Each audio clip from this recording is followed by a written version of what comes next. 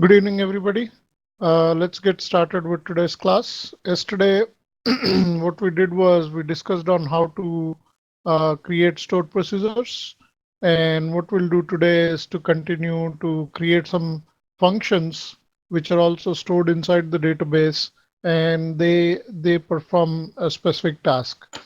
Now let's review some of the procedures we created. We are using the SQL developer again. And what we are doing is, let's look at this stored procedure where what we did was we have like two input variables and two output variables. And also we figured out how to do some queries and also run some updates. And we saw how to run this particular stored procedure. So now let's talk about how to use these stored procedures. I mean, how to write functions and what is the use of those. So as I explained, first of all, these things which we create like stored procedures and functions are purely PL/SQL code. And then we create them, they get compiled and stored inside database. Whenever we run them, they get loaded into the database's memory and they sit in that buffer. They run faster every time you call them because they're already loaded into the memory. So functions do the same thing. There is one difference between functions and procedures is procedures can have multiple out variables, whereas functions can return only one value back. Now, if you remember, we talked about a lot of functions. Let's say, what is the string length? We can find out the string length by passing a string, and it tells us how many characters that string has. Same way we used uppercase, lowercase of string functions. We did something like max and min. We did a decode function. That means all these functions were created by Oracle, but we can create our own functions to do specific task. So it almost looks like a procedure. So there are some small differences, like say one thing is function has to return a value and it will return only one value. There are some advanced ways to do it. Like say, for example, if you want to return the entire row, you can do it by doing something like pointer cursors and stuff, which are more advanced. What we'll do here is to just get a hands-on understanding about what functions look like and stuff. So we'll just start with the basic functions. So first of all, let's do one thing here is to figure out what rows we have in the employee table. Okay. So let's look at employee table. And what we want to do is, so this is all the data we have in the employee table. And also let me just order by um, salary, and it's in descending order. Okay. So when I run this query, all my rows are organized by the salary. What we'll do is, first of all, let's say we want to find out what is the employee name who is getting the maximum salary. So that we want to create a function so we can call it many times. So first, let's see how to create a function. So what we'll do, create, remember the same syntax as yesterday, create or replace. Instead of saying procedure, now we'll say function. Okay, function. Now, obviously, you have to give some name. Generally, what is used in the field is, let's say, fn, and then that tells me that it is a function. Say, for example, uh, employee with max sal. Okay. Now what we'll do is also in the other window, remember we talked about something called user sources. So select name, comma type from, okay, also we have to do distinct from, let's say, for example, user underscore sources. Now this will tell us if there are any functions already existing. Okay. So here what it is doing is it says user sources don't exist, or tabular view does not exist. User source, maybe, not the sources. Okay, so you can see all of them are procedures right now. We don't have any functions. Okay, so what we'll do is we'll create a function, like say for example, function employee with max sal. Okay, and we are not going to pass any parameters to this particular function, but what we'll say is it returns something. Okay, so we have to specify returns. Okay, sorry, it just says return and the data type. Now, let's say, for example, here we'll return the employee name. So it will be emp dot ename percentile type. Now, if you notice, I always use this type mechanism percentile type because now we are not hard coding any of the data types. It will depend on whatever table it is looking at, and it is more dynamic. So if you go back into the table and change something, it will automatically take effect. Now remember with our procedures, we said is and let's say begin and end. So that's how a function looks like. Now, where do we declare is there is no declaration section, declaration keyword like declare, but we'll just declare the variables right here. So let's say if you have to return this employee name, first of all, we need to have a en variable. Let's say, for example, en is nothing but this data type. Okay. So here here actually return is just telling you it returns a varchar 10. Okay, it returns whatever return data type. Okay, but so this statement is just telling returns what data type, but we need to have a variable which will hold that employee name for returning the value. Okay, so now what we'll do here is assigned as null. Okay, so let's say null. Initially it is assigned as null. Now I'll say, okay, first of all, I need to know what is the max salary in the table, right? So how will I do that is from EMP table. So this is my inner query. Then I want to know who is earning this. Ename into en from EMP where salary is equal to this as a inner query, right? Subquery. So this will tell me who is earning the maximum salary. Okay. And let's say, for example, if any exceptions happen, then we'll handle the exceptions by writing an exception section here. Okay. Exception when I will just handle it as others. Okay. When others, then do something. I will just do null. Okay. For now, I'm not going to do anything. Or I can just say error occurred or something like that. Okay. So what we'll do here, first of all, we figured out what is the employee name who is earning maximum. Okay. So let's say, for example, if there was any error, okay, if there was any error, then I will say, okay, now other thing we have to do here is we have to return en, that will be return variable, right?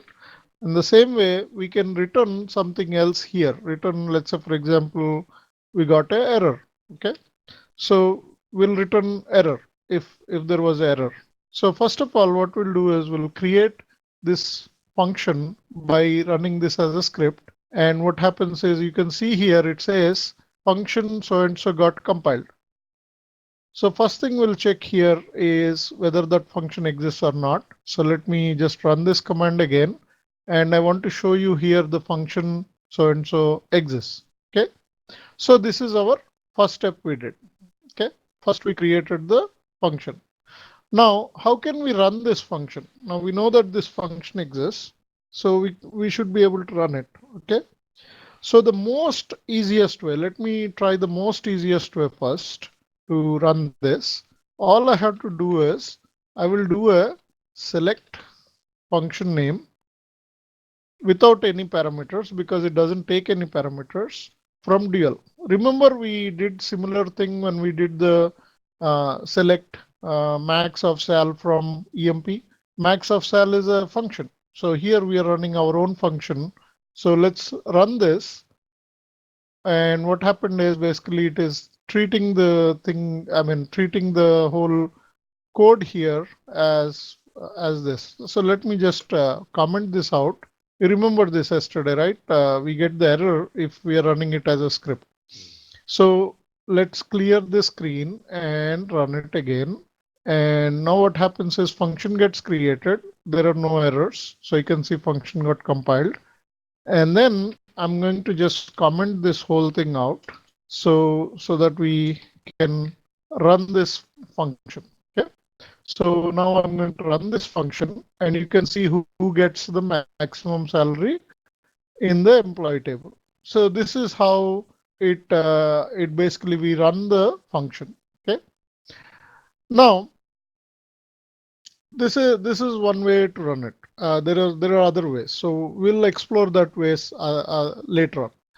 Now, what we'll do is here, let's start sending some parameters to this particular functions. Let's create another function, but which will take a parameter. Let's say, for example, I want to give the employee number and I want to figure out what is the salary they're getting, or let's say what is the name of that employee. If we pass a specific, you know, specific input. So let's do that way. So let's pass a parameter and then get what is the salary there or what is the employee name based on the given input. Okay.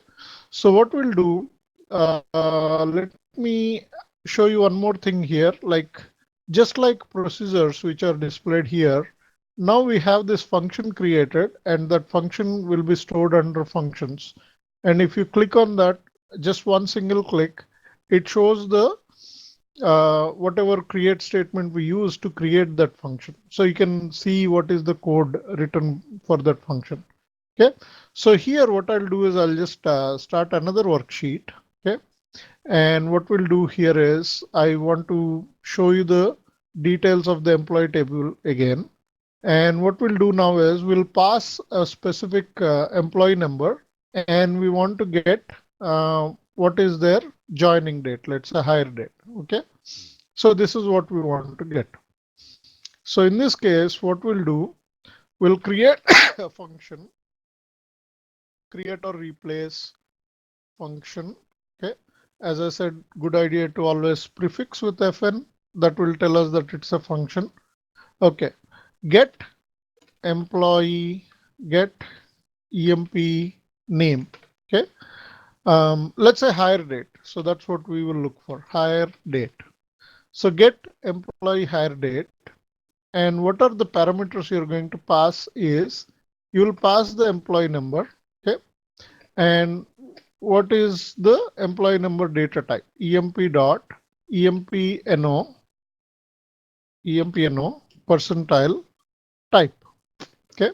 So you have to really become very familiar with this kind of declarations because in PLSQL, this is the best way to declare. Okay. Now, what is this going to return? It is a date data type. Okay. So it is a date data type. And if you actually go here and say describe EMP, you will see describe EMP.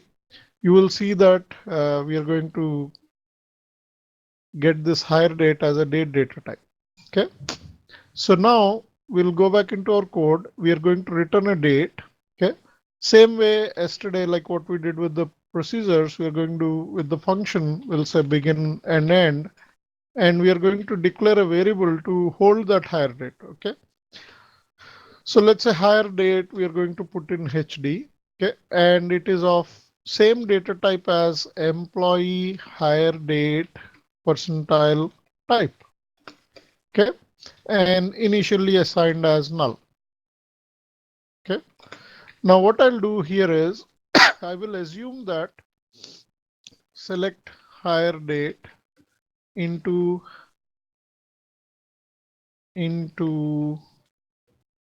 HD, okay, from EMP where EMP equals to, we provided the employee number using this parameter called ENO.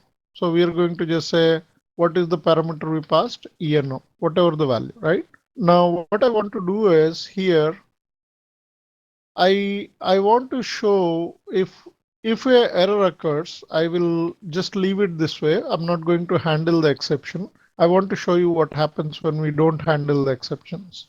Okay. So this is a very simple function. It takes the employee number and returns us the hire date, okay, of that employee. Okay. So what we'll do, we'll just run this thing and the function gets compiled. And also here we can check if there are any functions. Okay.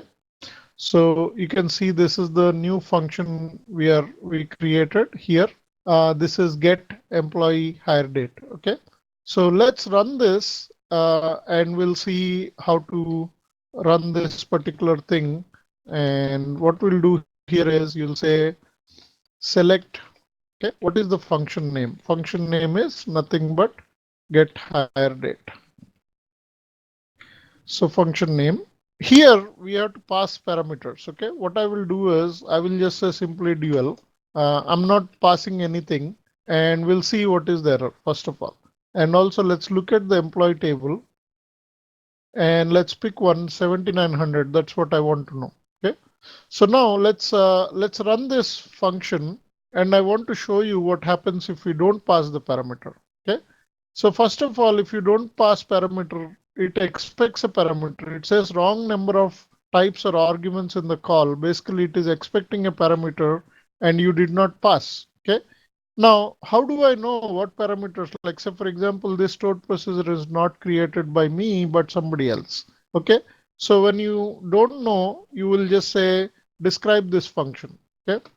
Now, when you describe the function, what will happen is it is going to tell you what are the input parameters. So this is your input parameter. It is expecting a number 4 and it is a ENO.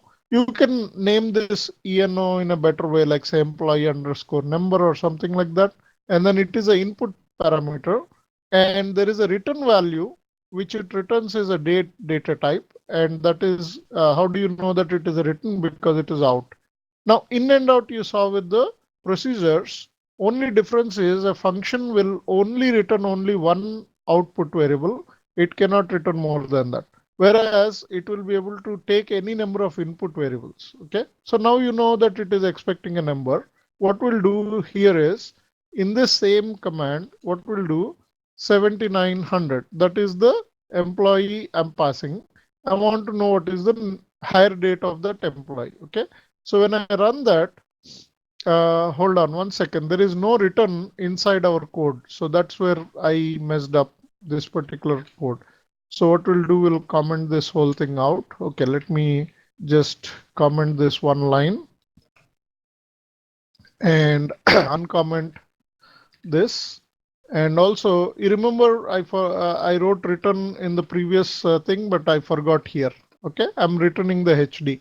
When I know what is the HD, I'll return it. And when I run it, it gets compiled. So you can see again, let me clear this screen and it got compiled. So everything looks okay so far. Okay. Now what I'm going to do here is I'm going to just comment this whole thing out and I'm going to try to run this. Now it should be able to get the hire date. Okay. So here is the hire date for the employee which exists. So you remember there was a scenario where I said, okay, if we don't handle the exceptions, it is going to throw some error. Now this 79003 does not exist. Okay, that employee does not exist. So what happens is it basically comes back and says, okay, it's a null value coming back.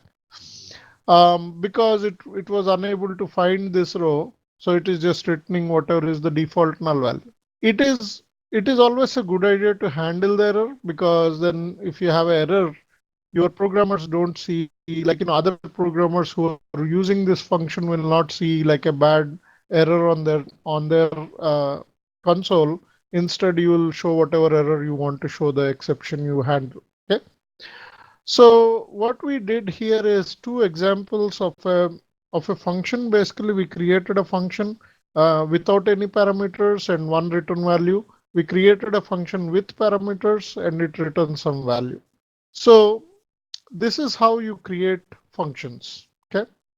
Now what we'll do is we'll take this to a next level where, let's say, for example, okay, so let me explain explain what happens to these procedures and functions, right? Once you create them, they get compiled and they get stored inside the database. And whenever you want, you will be able to run them. And when you run them first time, when the database is started, you run it first time, it gets loaded into the memory. The code for that stored procedure, compiled code, gets loaded into the memory. And there onwards, you can call that 10,000 times a minute and it will perform well because all the code is ready to go in the memory. So that means it is something like a cache. Now, what happens in most scenarios when people are writing Oracle stored procedures and functions, they actually write it according to packages. So what they will do is all the related functionality for a specific application will be put into one package. Okay. So if you talk about Java, you write packages. So basically, package is nothing but it encapsulates everything you need code-wise in one place. Okay. So what we'll do is with the packages, what we'll do is let me increase the font here, or this might be okay. Yeah, this is fine. Okay. So first of all, we are going to talk about packages. Okay. Now these are nothing but PL SQL packages. Okay. Um, Packages, first of all, just like stored procedures and functions, they're going to be compiled and stored inside database. They provide they provide what you say performance. Now, what does a package contain? A PLSQL package contain is each package contains portions of it. Package specification, specification, and then it contains a package body. Okay, these are the two parts of a package. So how do we create a package first of all? So here what we'll do is now we are going to use Edit Plus for writing our package. And what we are going to do is we are going to copy our stored procedures and paste the code here. Okay. And then I'm going to explain how we'll run this package related procedures and functions from the package. Now, first of all, what does a package contain? It contains stored procedures and functions inside a package. Okay. So first of all, let's say we have to create the specification and then we'll create a package body. Okay. So first, let's start with creating a package specification. We'll say create package. Okay. Now package, obviously I want to write something like PKG. So we know that it is a package. Okay. Now, this PKG is related to employees, okay, in your organization. You can call it as HR, you can call it as employees, whatever you want to name it as. Now, here is the small difference. When you wrote your procedures and functions, okay, so let me go back into our developer. And what I want to show you is, let me close all of these windows. Let me close unnecessary windows. Let me remove this. Let me remove this and we'll keep the employee thing like now. And also let's run this. Okay. Excuse me. So now let's open packages here and you see there are no packages right now. We have some procedures and functions. Okay. So let's say, for example, let's look at all employee salary. I don't know what that was. Increment all employee salary. Okay. So let's take a look at increment employee salary or tell the increment employee salary and tell the name. Okay, so let's take one procedure. Let's pick this one. Let's take increase employee salary. I'm providing what is the increment and what is the employee number. Increment all. Okay, let's take this stored procedure. Okay, copy this and put it inside our package window. Okay, here you see what we did with the create procedure name, and here we used is. For package. It says as. Okay, as.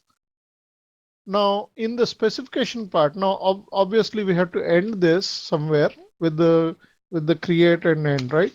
So what we have to do is we have to end it with package name. So what we'll do is we'll copy this package name and paste it here, and that's how it ends. This is the package start and end. Now this is a package specification. This is the portion one which we are talking about. Now what does this contain is, it will say, okay, what are the procedures inside my package? Okay. So it will take only the package name, procedure name, and it will tell, okay, this is my procedure name. These are my parameters, and that's it. I'm just going to tell as if it is the header, like whatever is the header. Okay. Same way, let me also get one function from here. Let's take this function, whatever we created. We'll copy this code and put it in our text pad.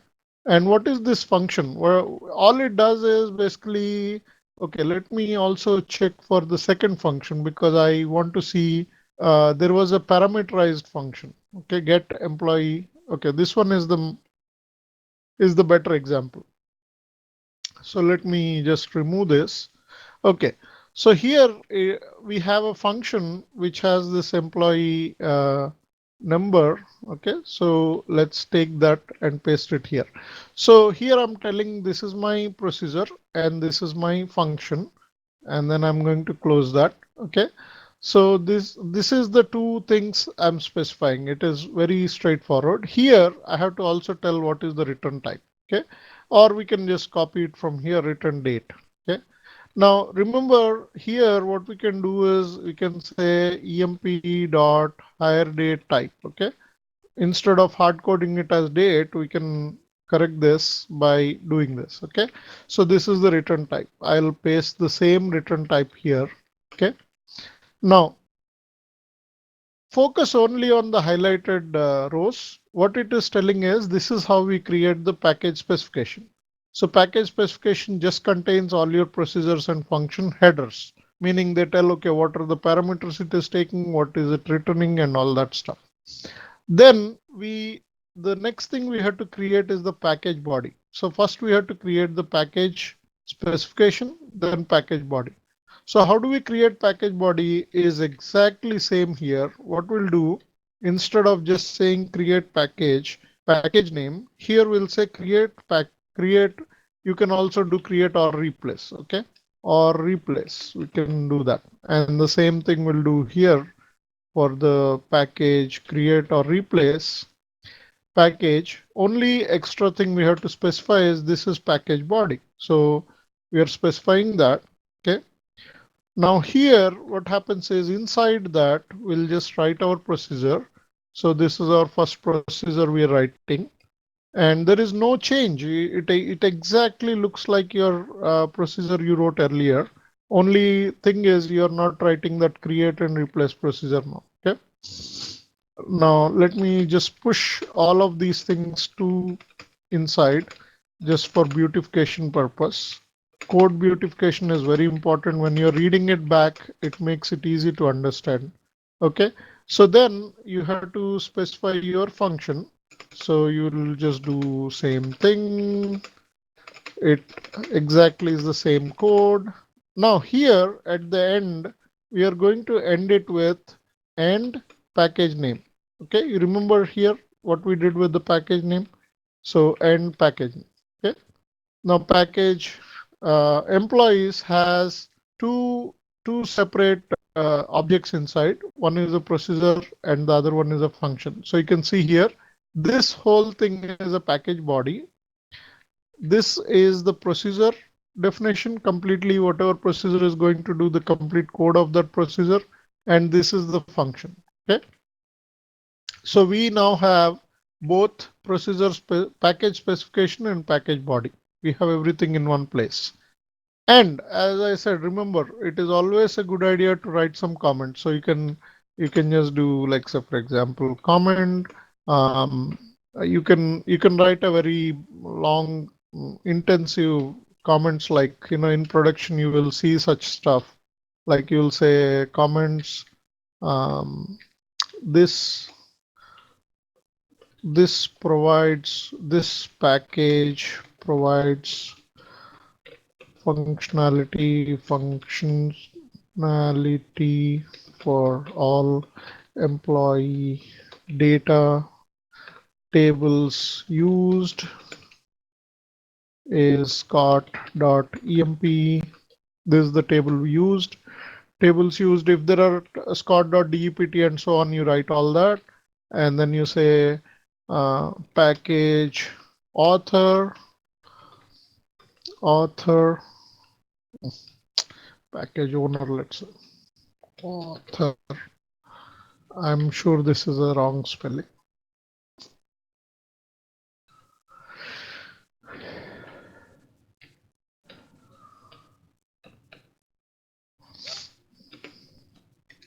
Okay, you can specify whoever wrote this procedure, like say Ram, and then package written on uh, 20th January 2016. So it's always a good idea to document all this.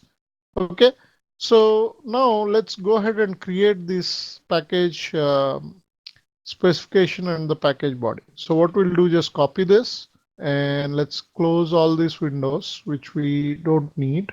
And I'm going to go back into the worksheet. So I will create a new worksheet. I will open a new worksheet, paste it. Okay, paste this whole thing and just run it. Now what happened is here there are small issues here. It says check compiler log. Okay, so what is happening here is the quarter to create. Okay, so I know what is the problem here. Let me do one thing. I did not want to introduce this early on, but what happens is when you are doing PL SQL, first of all, what you have to do is this is one object, and then you have to tell where that object ends, right? So here, putting a slash like this tells that, okay, this is the end of the first procedure, I mean, first object, and then I have to put another slash here to the end to represent where is the second one. Okay, so I'm just going to recompile this. Now we have, okay, ignore this output, it just statement log. It shows that package employees got compiled, and then there is a package body, package employees got compiled. So we have both package specification and the body. Okay. Now let's go back and look at the source. So remember always to check your source. First of all, let's find the package. So this is your package and this is your package body. Okay. They both should have same name, obviously. The head and the body should be same name. Okay. So now let us see how to run some of this code, right? We looked at how to run a procedure and how to run a function. So I'm going to show you a simple example of how to run a function. Now here in this function, okay, let's first look at, let's say for example, we don't know what is the description of this package. Okay. So what we'll do, ignore this whole thing and let's go back and fix our code here. Let's we just added those slashes. Okay, now let's say what is the package name. Okay, this is the package name. We don't know what is the definition of this, like how do we describe. Okay, so when you describe, it tells you what procedures are inside, what functions are inside and stuff. So it is going to tell you that there is a procedure, okay, called increase salary and all that. And only thing it is telling you is the first procedure. It is not telling you about the function. I'm not sure why, but obviously it has to tell. Let's say now I'll just cheat by going in and getting the function name. Okay. So let's say when you do this package dot function, it should tell you what is the functions. The object function does not exist. Why? Get employee hire date. I thought, is there any problem?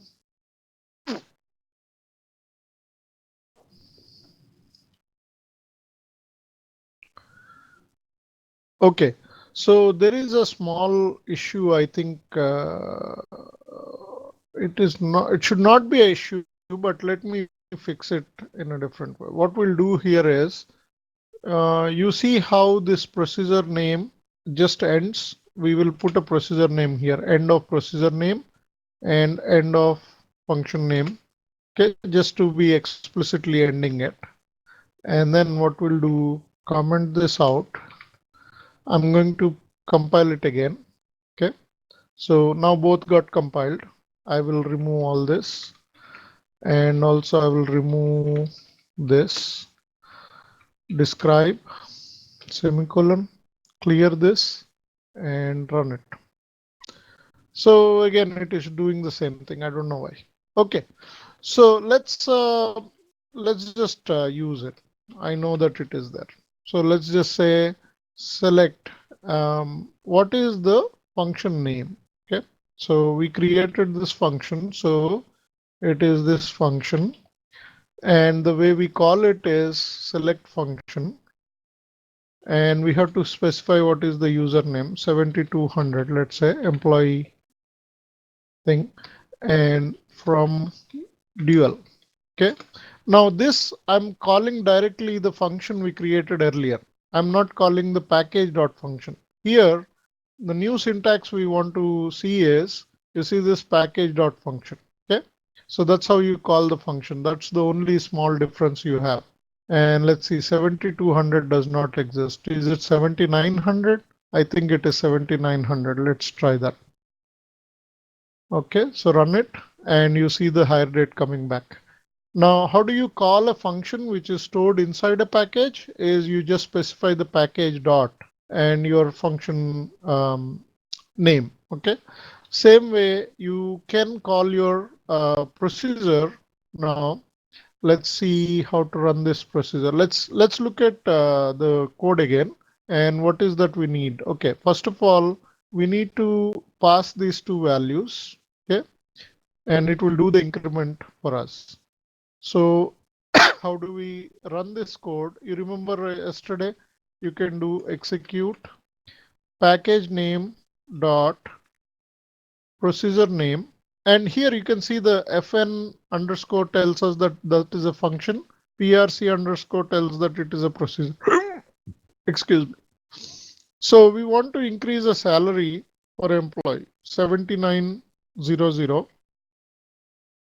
7900, and then how much increment we want to give. Let's say $100. Let's say we'll give $25 increase. Okay, and we don't need that last thing. Here what we'll do is we'll go back and check what is this employee's salary. Okay, 7900, salary is 1162. Okay, what I can do is, instead of this whole thing, I will select only that specific employee salary. So where EMPNO equal to 7900. Okay, so that way we are only looking at specific employee, and also let's look at only salary of this employee. Okay, so here you can see it is 1162. Now I'm going to run this stored procedure. So you know when it how to run the function by running that. You know how to get the hire date of the employee. And then the second thing you're going to do here is we are saying PRC increment employee salary by $25. Okay, so when I run this, it basically uh, shows here that PL SQL stored procedure completed successfully. Okay. Now what happened here is, if you go back, it is 1162. It should have increased by $25, and you can see that it increased by $25. I will run it again. Okay. Run this. It basically ran again. PL SQL stored procedure executed successfully. And when you do that again, you can see the increment is happening. Okay.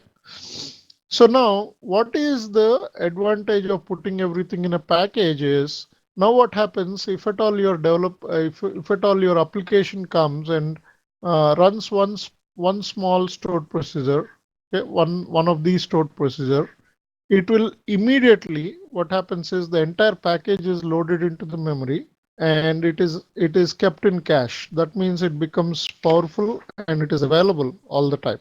Okay. Now I want to show you one more thing which we might not use here, but I want to show you something.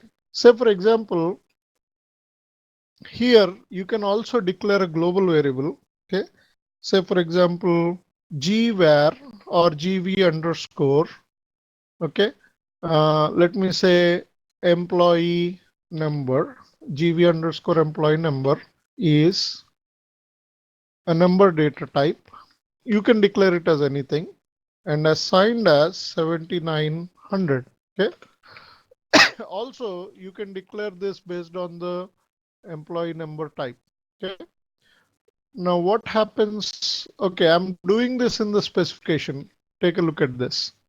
I created a variable and it is a global variable. So I'm putting it as GV and specifying the data type. You already know this specification and assigning it a value. Now what happens is this GV employee number becomes available everywhere inside your procedures and functions and any other thing, right? So I just for debug purposes, I can write dbms underscore output dot put underscore line and I will say gv underscore empno. Okay, that is the thing we created. Okay. Same way here, instead of returning the hire date, I will always return that particular employee number. Okay. GV underscore empno. So how can I do that is instead of this, I will just comment out this line and I will say return. And let's say, for example, you know what, actually, let's not modify this. Instead, I will create a new function. Okay. Function get global EMP. Okay, global EMP. And this particular thing doesn't require any parameters. And it is going to return always a EMP, EMPNO type. And is, I don't need any variables. So I'm going to just very simply write GV GV underscore EMPNO. Okay. And also we have to end this function here and then end the package. Okay. So what I'm showing you here is this is how you declare the global variable in the specification, and in the body you just use it because that now is available across all functions and procedures. Okay. So I'm going to go back, open a worksheet. Let's open a new worksheet. I'm just going to paste that and run it. It's going to compile and run. Now, what we'll do is to use it, I'm going to first run the function. Okay. Now function, what I said is get global EMP, and I just don't want the hire date, and there are no parameters. Okay. So no parameters, you still have to do open close. This is for the function. Okay. So when I run it, you can see invalid identifier. Hold on one second. Get global EMP. Did I write the same function? Get global EMP returns the employee number, and probably you don't need this. Let me run it. Hold on. It says package employees. Get global EMP is an invalid identifier. Percent address. Okay. I am not sure. Let's look at the package. Refresh. There is a package. I'm looking at the. Okay. So let's look at what it has in the body. It has global employee function.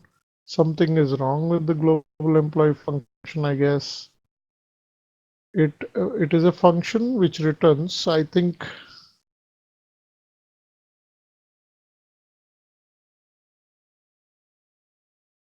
Okay, I think what we need to do here is, okay, let me fix this. I might know what is the issue. So when it is a function, even though we don't have parameters, we might have to do that. So I'm not sure about that. Okay, so let me run it. and compile.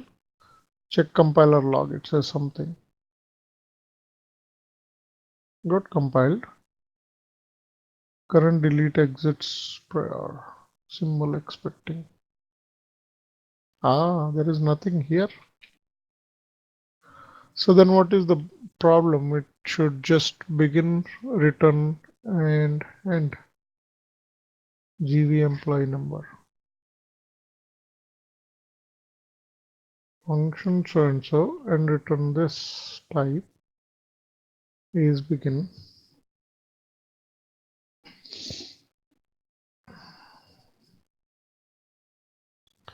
Okay,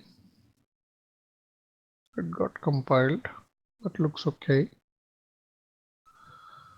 Let me refresh this packages. And why is this disabled?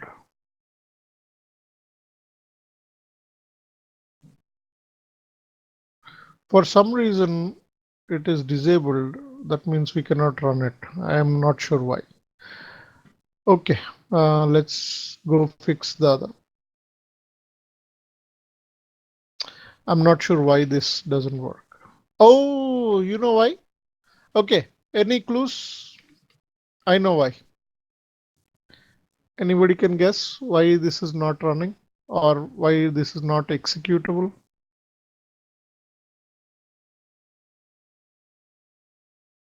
So I think you need to specify where.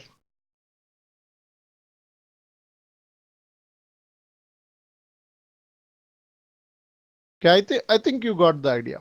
So what we have to do is, no, it's not execution. So remember, I told you that you have to put every existing function and procedure in your specification of the package. We forgot to do that. That's why. We did not specify in the specification, but we are creating that function in the body. So that's why it was erroring out. Yeah, it was not exactly showing a big error, but obviously there was error. So I just added that to the specification. Okay. So now let's create this, clear the output, run it. It got compiled. Everything looks good now. And also refresh this packages here. And you can see now we should be able to run it by default. Okay, so I'm sure you can run it now. So let's go here and then we'll try to run this.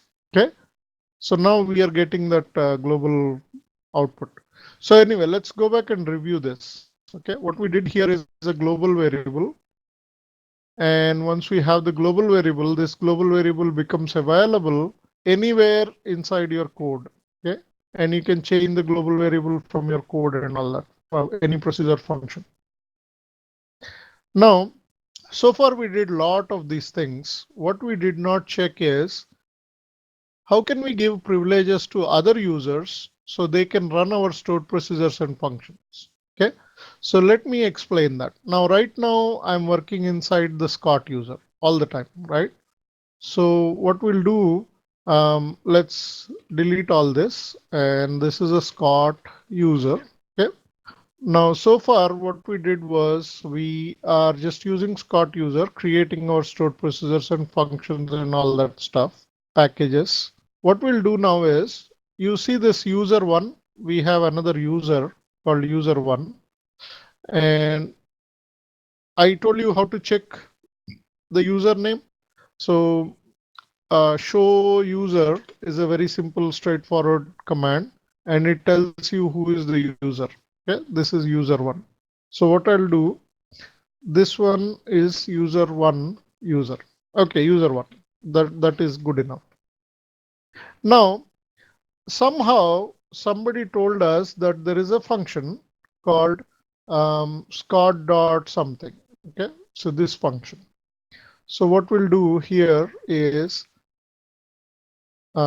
select from the user one, select Scott dot hire date 7900 from dual. Okay.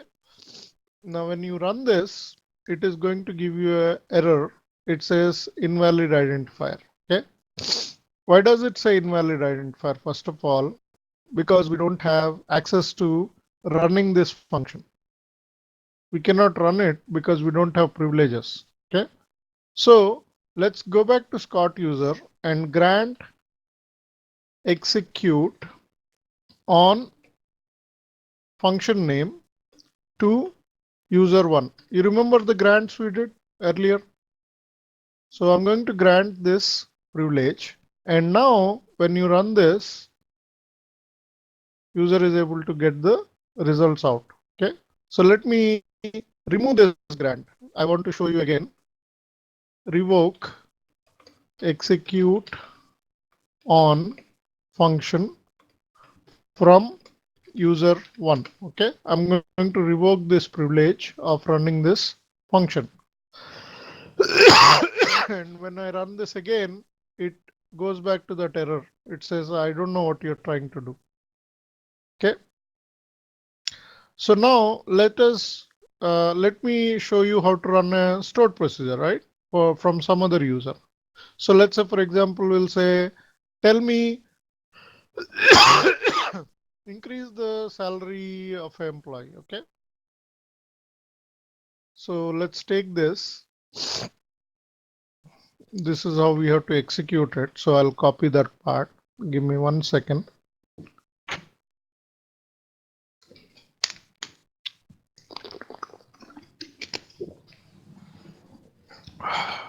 Okay. From user one, I'm going to do execute. Okay. All I have to do is Scott dot the username dot. We have this procedure. Now remember, we are not touching directly the table because we don't even have access to the table. You can see here, select star from Scott dot emp. You cannot even query it because we don't have access to the table. Okay. But we are able to interact with the table data using procedures and functions. That means now they follow all the rules we are telling it to follow. Okay. Let's say 200. It is not going to increment because we implemented a logic of it should not be more than $100 increment.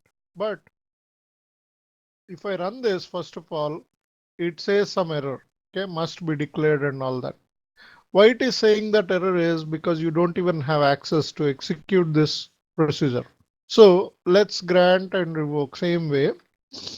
Only difference is we are going to grant it on a stored procedure. So let's do that, and I'm only granting the privilege right now. I granted the stored procedure execution privilege and clear the screen. I'm going to close all these windows and rerun. Okay. So now it did successfully execute. Now there is no output from the stored procedure because we are not writing anything. Um, Now we still don't have access to the EMP table. We are only able to run this stored procedure. We cannot even look at the data because as a user one, we don't have privileges. Again, you can revoke the privilege of execute by doing that, and the user will not be able to run it anymore. He will see that error. Now let's take a look at how to give privilege on a package. So say for example, this is the package. Okay. So we'll say grant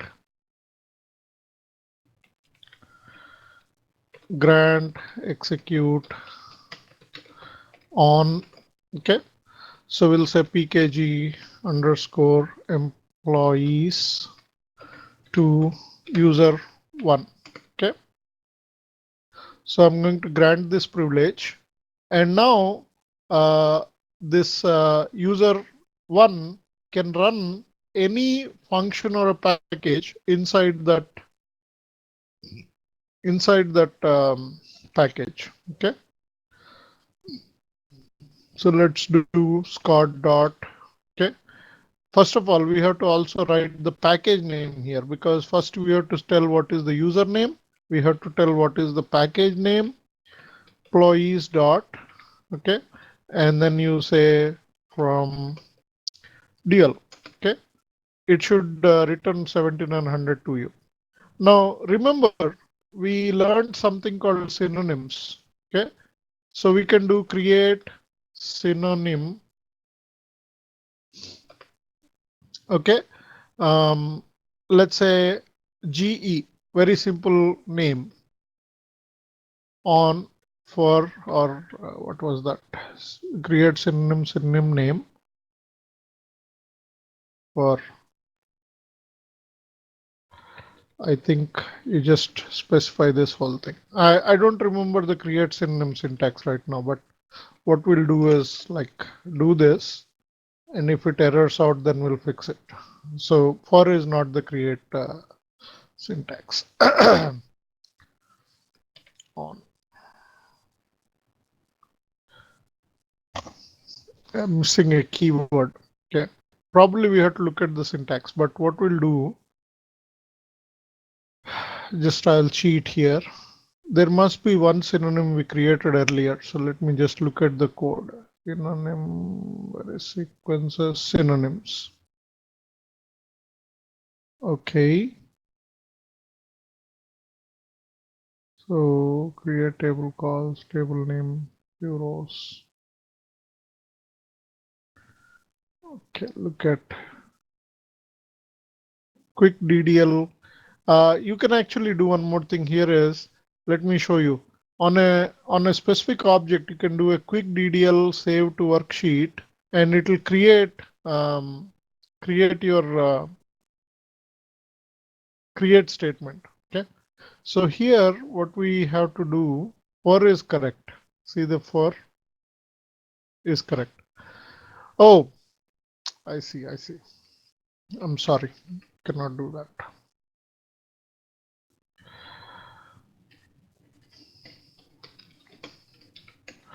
For. Okay. Let me create a synonym for something, and now the synonym is created. Now I don't have to write this whole thing. I can write GE and it should run. Okay. So this is another example of how you will use synonyms. And also here we saw how to create packages, how to grant privileges, and we granted privilege on a function, procedure, and package. We looked at all of those options. We created procedures, functions, and packages. And also then we looked at how to generate DDL. Like you can generate DDL for anything. So let me show you one more example here. So let's say, for example, create index. There must be some indexes, and you do a right click and you say quick DDL and say save to worksheet. So it shows you the exact syntax for that create statement. Okay, how it was created. So I think what we are left with today, we covered the functions and packages and some other stuff. But what we are left with is the triggers, database triggers, and also materialized views. So we'll try to take a look at database triggers and materialized views tomorrow. And also, if you have any questions, come with a list of questions so we can discuss if we have time tomorrow or maybe later on. But I'm going to end the session. I'm thinking one more class and then we can end it.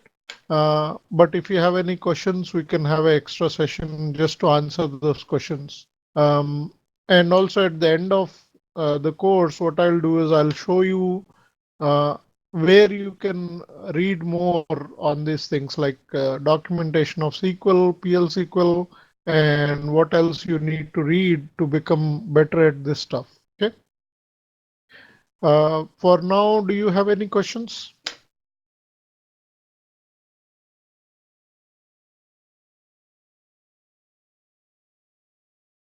Okay. Thank you very much. Good night. I'll see you tomorrow.